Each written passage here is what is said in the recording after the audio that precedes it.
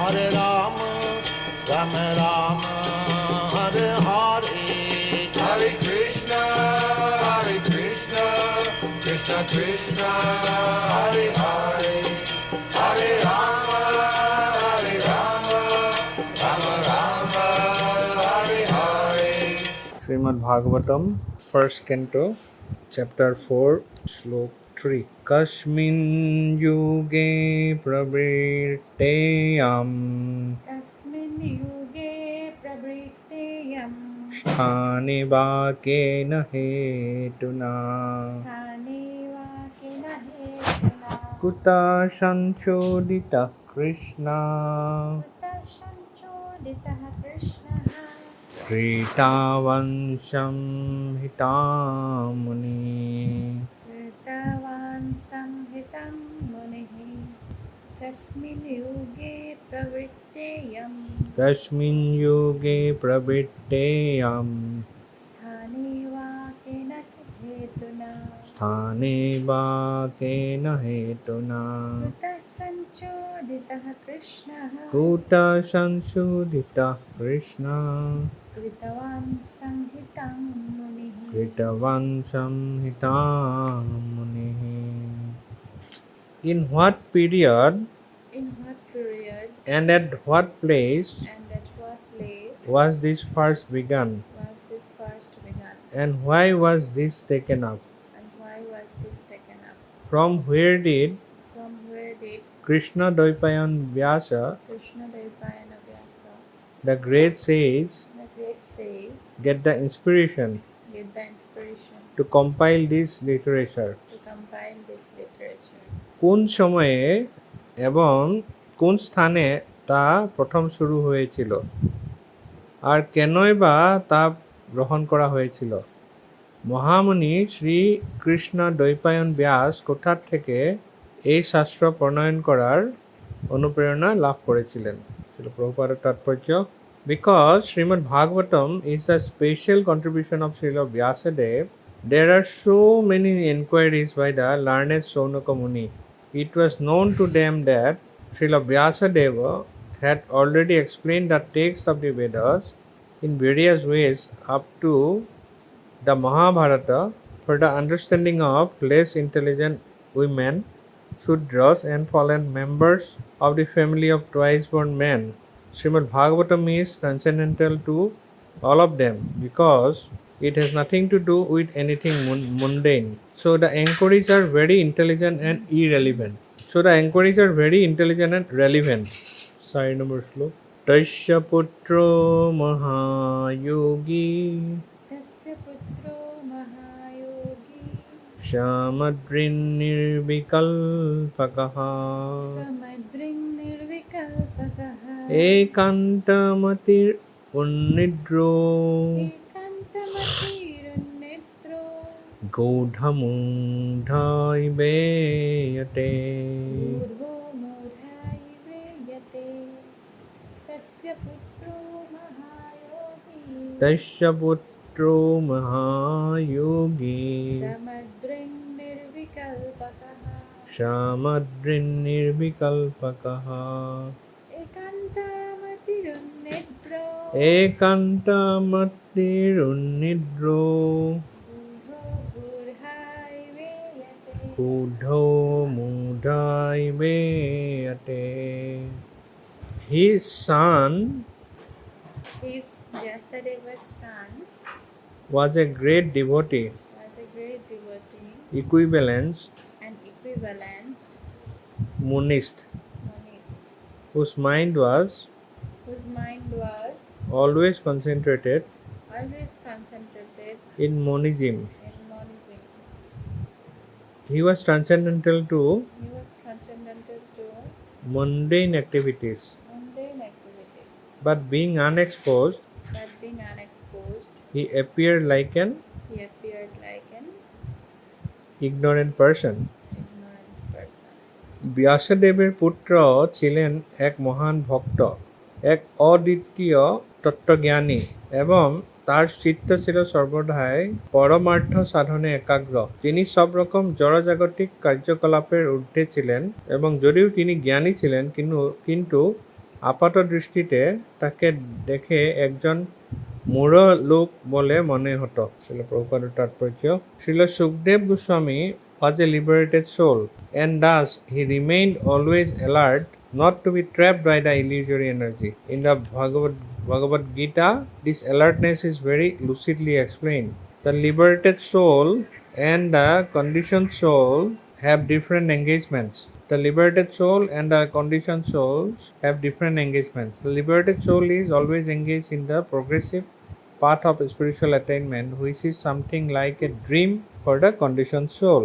Conditioned soul cannot imagine the actual engagements of the liberated soul. While a conditioned soul thus dreams about spiritual engagements, the liberated soul is awake. Similarly, the engagement of a conditioned soul appears to be a dream for the liberated soul. A conditioned soul and a liberated soul may apparently be on the same platform, but factually they are differently engaged, and their attention is always alert, either in sense enjoyment or in self-realization. The conditioned soul is absorbed in matter, whereas the liberated soul is completely indifferent to matter. This indifference is explained as follows. Namo Vishnu Padaya Krishna Prasthaya Bhutale Shrimate Jaya Pataka Saminiti Namine Namo Acharya Padaya Hitai Padayane Gaur Katha Dhamadaya Nagara Grama Tarine Namo Vishnu Padaya Krishna Prasthaya Bhutale Shrimate Bhakti Vedanta Saminiti Namine Namaste Saraswate Devi Gauravani Pracharine Nirvishesha Sundavadi Prasatade Satarine Kankaruti Vasalam Pangong Langhaite Girim Jatkripa Vande Shri Guru Dinapaya Paramananda Madhavam Shri Chaitanya Isaram Hari Om Tat Sat 3 নম্বর শ্লোকটো কস্মিন যুগে প্রবৃত্তেয়ং স্থানে বাকেন হেতুনা কুতঃ সংশোধিতঃ কৃষ্ণ কৃতবাং সংহিতাম মুনি। ইয়াত কাক প্ৰশ্ন কৰি আছে? সূত গোস্বামী। কোনে প্ৰশ্ন কৰি আছে? শৌনক ঋষিয়ে। শৌনক ঋষি কোন? শৌনক ঋষি হৈছে গোটেই যিমান ঋষি তাত গোট খাইছিলে, বয়োজ্যেষ্ঠ আৰু তেওঁ লিডাৰ অফ দি হাউচ, বয়োজ্যেষ্ঠ আৰু মহান জ্ঞানী তেওঁ সেইকাৰণে আৰম্ভ কৰিছে। এতিয়া কোন সময়ত আৰু কোন স্থানত প্ৰথমে আৰম্ভ হৈছিলে আৰু কিহৰ কাৰণে এইটো গ্ৰহণ কৰা হৈছিলে? কি গ্ৰহণ কৰা হৈছিলে? শ্ৰীমদ ভাগৱতম কিয় গ্ৰহণ কৰা হৈছিলে? কৈছে যে মহামুনি শ্ৰীকৃষ্ণ দ্বৈপায়ন ব্যাসে ক'ৰ পৰা এই শাস্ত্ৰ প্ৰণয়ন কৰাৰ অনুপ্ৰেৰণা লাভ কৰিছিল? ক'ৰ পৰা লাভ কৰিছিল? এইটো প্ৰশ্ন কৰিছে। এতিয়া প্ৰশ্ন কৰিছে, প্ৰশ্নৰ উত্তৰত সূত গোস্বামীয়ে লাহে লাহে চব কৈ যাব। কৈ অনুপ্ৰেৰণাৰ উৎসটো কি হ'ব? এই চেপ্টাৰটো হৈছে শ্ৰী নাৰদ মুনিৰ আৱিৰ্ভাৱ। গতিকে নাৰদ মুনিৰ বিষয়ে ইয়াত আমি ভাল ধুনীয়া সুন্দৰকৈ পাম। ইয়াত এইকাৰণে ইমান সুন্দৰকৈ প্ৰশ্ন কৰিছে, সেইকাৰণে গীতাত ভগৱানে কি বুলি কৈছে, কেনেকৈ প্ৰশ্ন লাগিব, কেনেকৈ গুৰুৰ ওচৰত, সদগুৰুৰ ওচৰত কেনেকৈ চাৰেণ্ডাৰ হ'ব লাগে বুলি কৈছে। পৰিপ্ৰশ্নেন সেৱয়া, প্ৰশ্ন কৰি আৰু গুৰুদেৱক সেৱাৰ মাধ্যমত। গুৰুদেৱক সেৱা মানে গুৰুদেৱক সেৱাটো হৈছে এনেকুৱা নহয় যে গুৰুদেৱক আমি অকল বাপু সেৱা আৰু বাণী সেৱা। গুৰুদেৱৰ বাপু সেৱাত আমি গুৰুদেৱৰ সদগুৰুৰ বাপু সান্নিধ্যত থাকি পেলাই আমি গুৰু মহাৰাজৰ সেৱা কৰি আছোঁ, সদগুৰুৰ সেৱা কৰিছোঁ, সেইটো হৈছে বাপু সেৱা। বাপু সেৱা যিমান ইম্পৰ্টেণ্ট, জৰুৰী, তাতকৈ ইম্পৰ্টেণ্ট হৈছে তেওঁৰ বাণী সেৱা। আমি যদি বাপু সেৱা কৰোঁ কিন্তু বাণী সেৱা আমি নকৰোঁ, অৰ্থাৎ গুৰুৱে যিটো আমাক, সদগুৰুৱে যিটো কৰিবলৈ আদেশ দিয়ে, তাৰ এটা যদি বিপৰীত আমি কিবা এটা কৰোঁ বা সেইটো নুশুনো তেন্তে সেইটো বাণী সেৱা নহয়। আমি গুৰু মহাৰাজৰ আচল সেৱাৰ পৰা বিৰত থাকিম। মেইন হৈছে বাণী সেৱা। প্ৰভুপাদক প্ৰভুপাদে কৈছিলে যে মই যিমান মোৰ দিব লগা আছে মই চব মোৰ বাণীৰ মোৰ কিতাপৰ মাধ্যমত মই দি থৈ গৈছোঁ। এতিয়া তোমালোকে সেইমতে কিতাপৰ মাধ্যমত মই যি ইনষ্ট্ৰাকশ্যন দিছোঁ সেইবিলাক তোমালোকে ফ'ল' কৰিব লাগে। সেইকাৰণে প্ৰভুপাদে কৈছে যে বুকছ আৰ দ্য বেচিছ।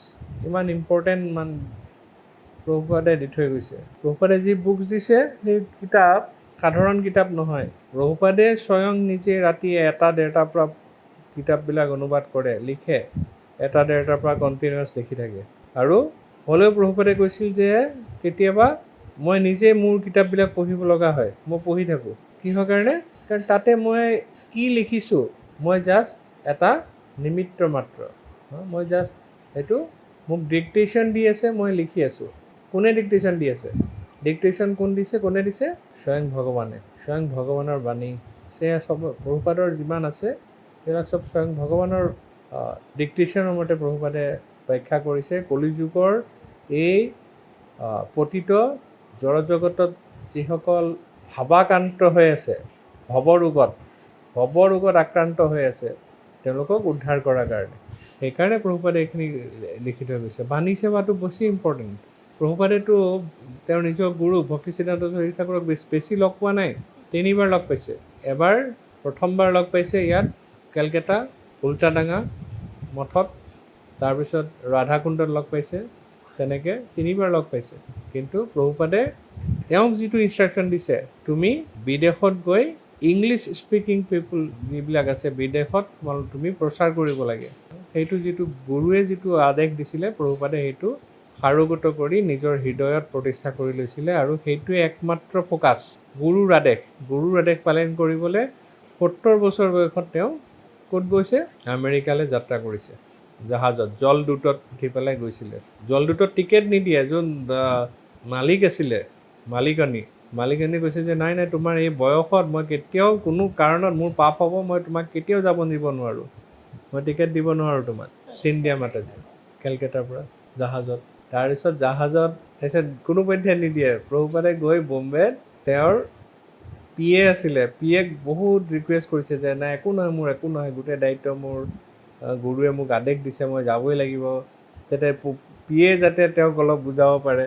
বহুত ৰিকুৱেষ্ট কৰি শেষত পাৰ্মিশ্যন দিছে। ভাবিছে যে ঘূৰি নাহে আৰু জাহাজত মোৰ গোটেই পাপ লাগিব। তাতে সন্ন্যাসী আৰু তাতে এই 70 বছৰ বয়সত প্ৰভুপাদৰ হেল্ডিও নাছিলে, প্ৰভুপাদ ক্ষীণমিন গোটেই, সেইকাৰণে তেনেকৈ ভাবিছিলে। গতিকে কিমান কষ্ট কৰিছে, কিহৰ কাৰণে কষ্ট কৰিছে? গুৰুৰ আদেশ পালন কৰিবৰ কাৰণে। জাহাজত হাৰ্ট এটেক হৈছে প্ৰভুপাদৰ। তেতিয়া প্ৰভুপাদে ভগৱানক স্বয়ং দেখা পাইছে আৰু তাৰ পিছৰ পৰা গোটেই সাগৰখন শান্ত হৈ যায়, ঠাণ্ডা হৈ যায়। হাৰ্ট এটেক হ'লে আমি ক'ত নিওঁ কি কৰোঁ তেনেকুৱা লাগিব। GNRCত ভৰাম নে হেল্থ চিটিত ভৰাম নে এপলত ভৰাম, আমি সেইবিলাক প্ৰিপেৰেশ্যন কৰিম। প্ৰভুপাদ অকলে গৈ আছে জাহাজত গৈ আছে। গতিকে কিহৰ কাৰণে গৈছে ইমান কষ্ট কৰি পেলাই? কাৰ ওপৰত নিৰ্ভৰ কৰি? গুৰু বাক্য গুৰুমুখ পদ্মবাক্য চিত্তেতে কৰিয়া ঐক্য আৰ না কৰিহক মানে আশা। বেলেগ আৰু একো নালাগে, বেলেগ আৰু একো কৰিব নালাগে। গুৰু বাক্য হৃদয়ত প্ৰতিষ্ঠা কৰি সেইটো বাণী বুলি ভাবি পেলাই, ইনষ্ট্ৰাকশ্যন বুলি ভাবি সেইমতে ফ'ল' কৰিব লাগিব। গুৰু মহাৰাজে কৈছিলে এবাৰ যে কোনোবা ভক্তৰ গুৰুৰ পিয়াহ লাগিছে, ভক্তক ক'লে যে তুমি মোৰ কাৰণে পানী লৈ আনা। আৰু ভক্তজনে ভাবিলে যে গুৰু মহাৰাজৰ পিয়াহ লাগিছে, গতিকে মই অলপ গুৰু মহাৰাজক আৰু অলপ ভাল পাব, মই পানীৰ জেগাত গাখীৰ লৈ গ'লোঁ 1 গিলাচ। গুৰু মহাৰাজে কৈছে যে সেইটো অপৰাধ। মই আনিব কৈছোঁ পানী, তুমি গুৰুৱে যিটো ক'ব সেইটোৱে ফ'ল' কৰিব লাগিব। গতিকে ইমান ইম্পৰ্টেণ্ট সেইকাৰণে ইয়াত এই শ্লোকটোত প্ৰশ্ন কৰি আছে। কোনে প্ৰশ্ন কৰিছে? চৌনক ঋষিয়ে। সেইকাৰণে বিভিন্ন ধৰণৰ প্ৰশ্ন উদয় হৈছে চৌনক মুনিৰ। সেইকাৰণে এটাকৈ প্ৰশ্ন কৰি আহিব এতিয়া। আৰু প্ৰভুপাদে ইয়াত তাৎপৰ্যত লিখিছে যে চৌনক মুনি আৰু ঋষিসকলে জানিছিল যে ব্যাসদেৱে অলৰেডি যিমান বেদত অলৰেডি যি চব বৰ্ণনা কৰিছে মহাভাৰতলৈকে কাৰ কাৰণে বুলি কৈছে for the understanding of less intelligent women Shudras and fallen members of the family of twice born men যিবিলাক লেছ ইণ্টেলিজেণ্ট তেওঁলোকৰ কাৰণে শাস্ত্ৰত বেদত আৰু মহাভাৰতলৈকে এই সমস্ত এই লিটাৰেচাৰ বেদিক লিটাৰেচাৰ বৈদিক সাহিত্যৰ মাধ্যমত ব্যাসদেৱে অলৰেডি কৰিছিল আৰু ইয়াত প্ৰভুপাদে কৈছে যে Shrimad Bhagavatam is transcendental to all of them because it has nothing to do with anything mundane কৈছে শ্ৰীমদ ভাগৱতম হৈছে এই সকলোবিলাকৰ ঊৰ্ধত আৰু ট্ৰান্সেণ্ডেণ্টেল মানে অপ্ৰাকৃত চিন্ময় আৰু এই বেদত যিবিলাক লিখিছে ব্যাসদেৱে আৰু গোটেই জড় জগতৰ লগত কোনো কানেকশ্যন নাই শ্ৰীমদ ভাগৱতমৰ শ্ৰীমদ ভাগৱতম হৈছে অপ্ৰাকৃত সাহিত্য ব্যাসদেৱে ইয়াত এতিয়া সেইকাৰণে প্ৰভুপাদে কৈছে যে এই যিমান প্ৰশ্ন কৰি আছে চুত গোস্বামী পাদত এই সকলো প্ৰশ্নবিলাক খুব প্ৰাসংগিক বুলি কৈছে প্ৰশ্ন সুধিব লাগে সদায় সদগুৰুক সদায় প্ৰশ্ন সুধিব লাগে আধ্যাত্মিক গুৰুক সদায় প্ৰশ্ন সুধিব লাগে উপদেশান্তি তে জ্ঞানম জ্ঞানীনাচ তত্ত্বদৰ্শিনা জ্ঞানীসকলে তত্ত্বদৰ্শী জ্ঞানী চিন্ময় জ্ঞানটো জানে জ্ঞানীৰ তত্ত্বটো জানে তেওঁলোকে সেইকাৰণে তেনেকুৱা সদগুৰুক সদায় প্ৰশ্ন সোধাৰ কথা ইয়াত ব্যক্ত কৰিছে তাৰ পিছৰ শ্লোকটো 4 নম্বৰ শ্লোকটো দৈশ্যপুত্ৰ মহায়োগী সমদ্ৰিন নিৰ্বিকল্পকঃ একান্তমতিৰুন্নিদ্ৰো গূঢ়মূঢ়ৈবেয়তে মানে তেনেকুৱা প্ৰতিভাত হয় তেনেকুৱা যেন লাগে কৈছে যে ব্যাসদেৱৰ পুত্ৰ আছিলে এজন মহান ভক্ত এক অদ্বিতীয় তত্ত্বজ্ঞানী আৰু তেওঁৰ মনটো সৰ্বদাই ক'ত আছিলে পৰমাৰ্থ সাধনত একাগ্ৰ চিত্তে তেওঁ নিবিষ্ট হৈ আছিলে তেওঁৰ মনটো পৰমাৰ্থ সাধনত আৰু তেওঁ সকলো ধৰণৰ জড়জাগতিক কাৰ্যকলাপৰ ঊৰ্ধত আছিল আৰু যদিও তেওঁ জ্ঞানী আছিল কিন্তু বাহ্যিক দৃষ্টিত তেওঁক দেখি হি এপিয়াৰ্ড লাইক এন ইগনৰেণ্ট পাৰ্চন তেওঁ এজন মূৰ্খ ব্যক্তিৰ নিচিনা প্ৰতিভাত হৈছিলে ব্যাসদেৱৰ son was a great devotee and equivalence monist whose mind was always concentrated in monism. He was transcendental to mundane activities, but being unexposed, he appeared like an ignorant person. বাহ্যিক দৃষ্টিত তেওঁ এজন একো নাজানা এজন মূৰ্খ ব্যক্তিৰ নিচিনা লাগিছিলে কাৰ কথা কৈ আছে এয়া শৌনক ঋষিয়ে কাৰ কথা কৈ আছে সুখদেৱ গোস্বামীৰ কথা কৈ আছে ইয়াত প্ৰভুপাদে তাৎপৰ্যত কৈছে যে Srila Sukdev Goswami was a liberated soul and thus he remained always alert not to be trapped by illusory energy. Sukdev Goswami হৈছিল এজন কোন আছিলে মুক্ত পুৰুষ আৰু তেওঁ সদায় সচেতন আছিল যাতে মায়াৰ দ্বাৰা আবদ্ধ হৈ নপৰে সেইটোৰ প্ৰতি তেওঁ সদায় খুব এলাৰ্ট আছিলে গৰ্ভত থকা সময়ৰ পৰাই তেওঁ এলাৰ্ট আছিলে মুক্ত জীৱ আৰু বদ্ধ জীৱৰ কাৰ্যকলাপসমূহ সম্পূৰ্ণৰূপে বেলেগ ইয়াত মুক্ত জীৱ আৰু বদ্ধ জীৱৰ কথা কৈ আছে এতিয়া মুক্ত জীৱসকলে কি কৰে সদায় পাৰমাৰ্থিক উদ্দেশ্য সাধনৰ কাৰণে তেওঁলোকে সদায় যুক্ত থাকে আৰু যিবিলাক বদ্ধ জীৱ তেওঁলোকৰ কাৰণে তেওঁলোকে ভাবে যে এইটো এটা অলিক সপোন যিসকল মুক্ত জীৱ তেওঁলোকে সদায় আধ্যাত্মিক চেতনাৰে জ্ঞানেৰে উজ্জীৱিত হৈ তেওঁলোকে কি কৰে সদায় স্পিৰিচুৱেল আধ্যাত্মিক জীৱনত উন্নতি কৰিবলৈ সৎগতি কৰিবলৈ চেষ্টা কৰি থাকে প্ৰতি মুহূৰ্ততে আৰু যিসকল মুক্ত পুৰুষ তেওঁলোকে যিসকল বদ্ধ জীৱ তেওঁলোকৰ যিবিলাক কাৰ্যকলাপ সেইবিলাক চাই মুক্ত পুৰুষে ভাবে যে এই জীৱবিলাক কিমান কষ্ট পাই আছে এই গোটেই ভৱসাগৰত কি হৈছে হাবুডুবু খাই আছে তেওঁৰ কাৰণে এইবিলাক বদ্ধ জীৱৰ এই অৱস্থাবিলাক চাই তেওঁৰ খুব কি হৈ যায় তেওঁৰ জীৱবিলাকৰ প্ৰতি দয়া উপজে। এইটো চিন্তা কৰি থাকে যে এইটো মানে সপোনৰ নিচিনা তেওঁৰ কাৰণে, যে জড়জগতত আহি ইমান দুখ কষ্ট পাইছে, যিসকল মুক্ত পুৰুষ তেওঁৰ কাৰণে সেইটো সপোনৰ নিচিনা। এই একেদৰেই যিসকল বদ্ধ জীৱ, তেওঁলোকে ভাবে যে এই যিবিলাক আধ্যাত্মিক উন্নতিৰ কাৰণে যোনে চেষ্টা কৰি আছে, স্পিৰিচুৱেলিষ্ট, এই স্পিৰিচুৱেলিষ্টবিলাক তেওঁলোকৰ লাগে যে এইবিলাকৰ আচলতে কোনো মূল্য নাই, এইবিলাকৰ কোনো মূল্য নাই, আৰু সদায় তেওঁলোকে গোটেই নিজৰ জীৱনটো এটাই জীৱন পাইছে, এইটো কি কৰিব লাগে, এনজয়, চেন্স গ্ৰেটিফিকেশ্যন কৰিব লাগে, ইন্দ্ৰিয় তৃপ্তি কৰিব লাগে, আনন্দ কৰিব লাগে। কিন্তু তেওঁলোকে সেইবিলাক নকৰি অকল আধ্যাত্মিক জীৱনত উন্নতি কৰিবলৈ চেষ্টা কৰি আছে। গতিকে এই তেওঁলোকৰ জীৱনটো এটা মানে আমাৰ কাৰণে এটা ডাঙৰ এটা ড্ৰিম, এটা সপোন এটা, তেওঁলোকে তেনেকৈ ভাবে, ডাঙৰ সপোন। তেওঁলোকে ভাবিব নোৱাৰে যে গোটেইটো আমি কৰি আছোঁ, আমি ইনকাম কৰি আছোঁ, আমি খাই আছোঁ, আমাৰ ল'ৰা ছোৱালী, আমাৰ সংসাৰ, আমাৰ গাঁও, আমাৰ চহৰ, আমাৰ ৰাজ্য, আমাৰ দেশ, আমাৰ পৃথিৱী, আৰু এইটো এবাৰেই জন্ম পাইছোঁ। মৃত্যুৰ পিছত কি হয় কোনে জানে। যিবিলাক বদ্ধ জীৱ, তেওঁলোকৰ চিন্তাধাৰাটো হৈছে সেই ধৰণৰ, তেওঁলোকে সেইটো ভাবে। মৃত্যুৰ পিছত কি হ'ব কি নহ'ব এইটো নাজানো আমি। গতিকে সেইটো থকাতকৈ আমি যিমান দিন থাকোঁ কি কৰিব লাগে, ইন্দ্ৰিয় তৃপ্তি কৰিব লাগে, চেন্স এনজয়মেণ্ট কৰিব লাগে, সেইটোৱে ভাবে। আজি এটা পঢ়ি আছিলোঁ মই, তাত এজন পাঞ্জাবী, তেওঁ ইউকেত থাকে এতিয়া, ইউকেত বিজনেছ 95ৰ পৰা বিজনেছ কৰিছে, 20 বছৰ বয়সৰ পৰা কৰি ইমান পইচা। তেওঁ পাগুৰিটো যি কালাৰৰ হয়, নিজৰ পাগুৰিটো যেতিয়া মাৰে মূৰত, সেই পাগুৰিটো কালাৰৰ এখন বেলেগ তেওঁৰ 15খন ৰোলছ ৰয়েছ আছে।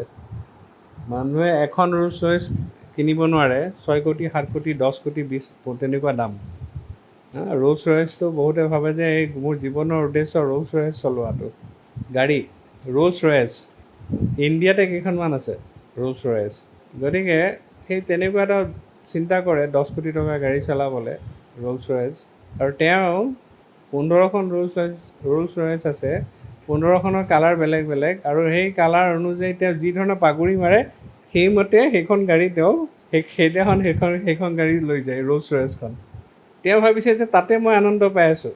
এই যিসকলে এই হৰিনাম গাই আছে, হৰি কৃষ্ণ কীৰ্তন কৰি আছে, গীতা পঢ়ি আছে, ভাগৱত কৰি আছে, হৰি কথা কৰি আছে, ভজন গাই আছে, তেওঁলোকৰ লাইফটোত বেকাৰ, গোটেই লাইফটো এনেই গ'ল, বেকাৰ, একো নাই, মই আনন্দ পাইছোঁ।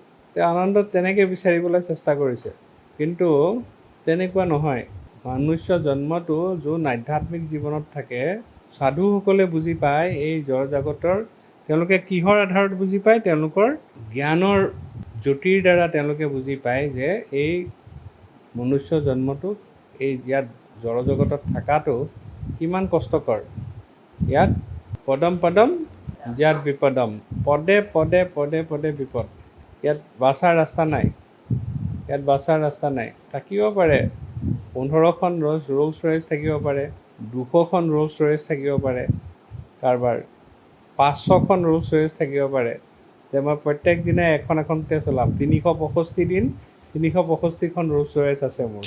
কিন্তু সেইটোদি কেতিয়াও পৰম শান্তি লাভ কৰিব নোৱাৰে, যিহেতু ভগৱানে কৈছে এই জড়জগতখন কি, দুখালয়ম অশ্বাশ্বত, দুখালয়ম বুলি কৈছে। এইটো দুখৰ আলয়। ইয়াত আমি সুখ বিচাৰি পেলাই আমি যিয়ে নকৰোঁ, যিমান দামী গাড়ী আমি বুলেট প্ৰুফ বনাওঁ, আৰু কিবা ছিকিউৰিটি লগাওঁ, আমি যিমানেই চেষ্টা নকৰোঁ, যি মুহূৰ্তত মৃত্যুৰ ক্ষণ আহিব, কালপুৰুষ আহি পেলাই ডিচাইড কৰিব এই জীৱটো কেনেকৈ মৃত্যু হ'ব, কি চিটুৱেশ্যনত মৃত্যু হ'ব।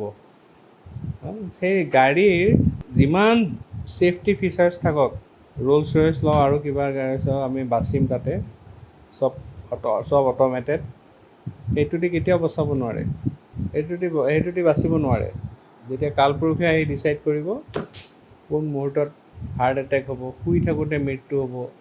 অসমীয়াত সেইকাৰণে কয়, কি কয়, চৰণৰহে জানে মৰণৰ ঠাই। মৃত্যুটো এনেকুৱা বস্তু, তাত ৰোলছ ৰয়েছ দি বাচিব নোৱাৰে। য'ত মৃত্যুৰ মৃত্যুৰ সন্মুখত ঘূৰি আছে চাৰিওফালে, আমি তাত এইখন জগতত আমি সুখ ক'ৰ পৰা পাম?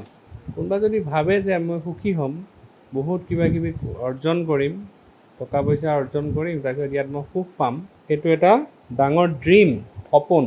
আৰু সেইকাৰণে যিসকল বদ্ধ জীৱ, তেওঁলোকৰ ইয়াত প্ৰভুপাদে লিখিছে তাৎপৰ্যত, তেওঁলোকৰ চিত্ৰ মনটো সদায় ইন্দ্ৰিয় ভোগত মগ্ন হৈ থাকে। আৰু মুক্ত জীৱসকলে সদায় কি কৰে? পাৰমাৰ্থিক জীৱনত আগবাঢ়িবলৈ চেষ্টা কৰি থাকে। তেওঁলোকে কোনোপধ্যে জড় বিষয়ত আসক্ত নহয়। আৰু বদ্ধ জীৱবিলাক সদায় জড় বিষয়ত সম্পূৰ্ণৰূপে নিমজ্জিত মানে একদম পূৰা তাত সোমাই আছে আৰু তাৰ বাহিৰে একো দেখা নাপায়। গতিকে ইয়াত সুখদেৱ গোস্বামীৰ কথা কৈ আছে এই শ্লোকটোত, যে জনক ঋষিয়ে কৈ আছে যে সুখদেৱ গোস্বামী এজন পৰম জ্ঞানী আছিলে, যাৰ এই জড়জাগতিক কাৰ্যকলাপৰ লগত কোনো কানেকশ্যন নাছিলে। তেওঁ ঊৰ্ধ্বত সদায়। তাৰপিছতো কিন্তু তেওঁ মহান জ্ঞানী থকাৰ পিছতো তেওঁ এজন বাহ্যিকভাৱে তেওঁ এনেকুৱা দেখাইছিলে যেন তেওঁ একো নাজানে। তেওঁ এজন মূৰ্খ মানুহৰ নিচিনা তেওঁ দেখাইছিলে। যেনেকৈ জৰা ভাৰত যেতিয়া জন্ম ল'লে, ভৰত মহাৰাজে পিছৰ জন্মটো যেতিয়া হৰিণা হ'ব লগা হ'ল, তাৰপিছত যেতিয়া জৰা ভাৰত হিচাপে জন্ম লৈছে, তেতিয়া তেওঁৰ সম্পূৰ্ণ মনত আছে ভগৱানৰ কৃপাত আগৰ জন্মটো। তেওঁ কেনেকৈ এটা হৰিণাৰ প্ৰতি আসক্ত হৈ পেলাই তেওঁ পতিত হৈছিলে, হৰিণা জন্ম ল'ব লগা হৈছিলে। তেওঁ হৰিণাৰ যিটো জন্ম আছিলে, সেই হৰিণা জন্মটো তেওঁৰ মনত আছিলে। আগৰ যিবিলাক আধ্যাত্মিক তেওঁ সাধনা কৰিছিলে, সেইবিলাকৰ কথা মনত আছিলে। আৰু জড় ভাৰত হিচাপে মনত আছিলে। সেইকাৰণে তেওঁ এনেকুৱা এক্টিং কৰিছিলে সৰুৰ পৰাই। তেওঁ ভাবিছিল যে এই যিমান ফেমিলি আছে, গোটেই ফেমিলি চবেই তেওঁক জানিছিলে তেওঁ এটা মহামূৰ্খ, জধামূৰ্খৰ নিচিনা আচৰণ কৰিছিলে, যাতে তেওঁক চবেই লেই চেই কৰে আৰু তেওঁ একান্তভাৱে তেওঁ কি কৰিব পাৰে? ভগৱানৰ চিন্তন কৰিব পাৰে, সাধন ভজন কৰিব পাৰে। তেওঁ কেতিয়া ধৰা পৰি গ'ল? যেতিয়া ৰহুগুণা ৰজাই তেওঁক পালকিত দাঙিবলৈ ধৰিবলৈ দিলে, হৃষ্টপুষ্ট দেখা পাই পেলাই, তেওঁক ফেমিলি মানুহে অকল এই পথাৰত ৰখীয়া কৰি থৈ দিছিলে, যে একো কাম বন নাই, সেইটোৱে পাৰিব আৰু এই ইমান মূৰ্খ মানে, একোৱেই নাজানে। কিন্তু ৰহুগুণা ৰজাই যেতিয়া পালকি দাঙিব লগালে, তেতিয়া তেওঁ সন্মুখত আছিলে, তেওঁ ৰখি যায়। তেওঁ ৰখি গ'লে বাকী কেইজন ৰখিব লগা হয় পালকিত, যোনে দাঙি আছিলে ৰজাৰ।